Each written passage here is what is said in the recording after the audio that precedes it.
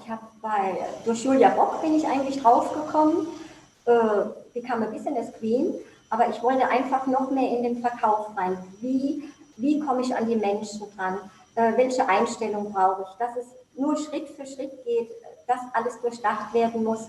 Und da habe ich jetzt einfach nochmal so einen Wow-Effekt bekommen, so einen Aha-Effekt. Und das hat mir unglaublich viel gebracht die Woche, dass ich ein bisschen selbstsicherer geworden bin, dass ich sage, ja, noch mehr auf die Menschen zugehen, nicht immer so viel planen, sondern einfach auch mal die Menschen beobachte. Ne, mit Menschen austauscht, was erwarten die, was kann ich geben, und da habe ich unglaublich viel gelernt in der Woche. Es waren verschiedene Themen, die da angesprochen wurden.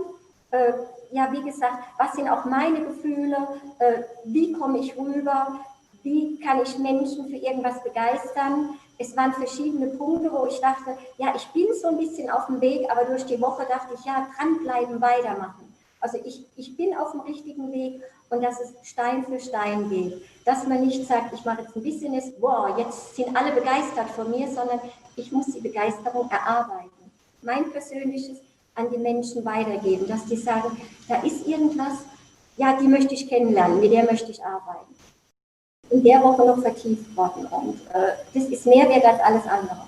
Auf jeden Fall buchen, auf jeden Fall, weil man bekommt wieder eine andere Sichtweise. Es gibt ja so viele andere Dinge, wo es heißt, verkaufen lernen und das, aber das allein ist es ja nicht, sondern ich habe da gelernt, wie die Schwingungen auch rüberkommen müssen. Ne? Ich habe so viel gelernt in der einen Woche, auf was es denn drauf ankommt, auch auf die Ruhe in sich und mal aufschreiben, die negativen Gedanken, die immer wieder aufkommen, ich schaffe das nicht, dass man die einfach mal aufschreibt und dann weg damit.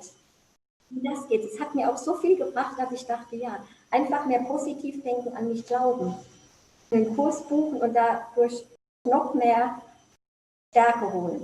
Weil mit jedem Mal, wo man so ein Coaching macht, wird man stärker und glaubt an sich. Und den Glauben habe ich dadurch auch gewonnen, dass ich einfach weitermache. Weil es gibt immer wieder, wo man denkt, oh, für was das Ganze und muss. Aber der Kurs hat mir gezeigt, wie gesagt, auch weil es andere Menschen, die genauso weit sind wie ich, die sagen, nein, wir machen weiter.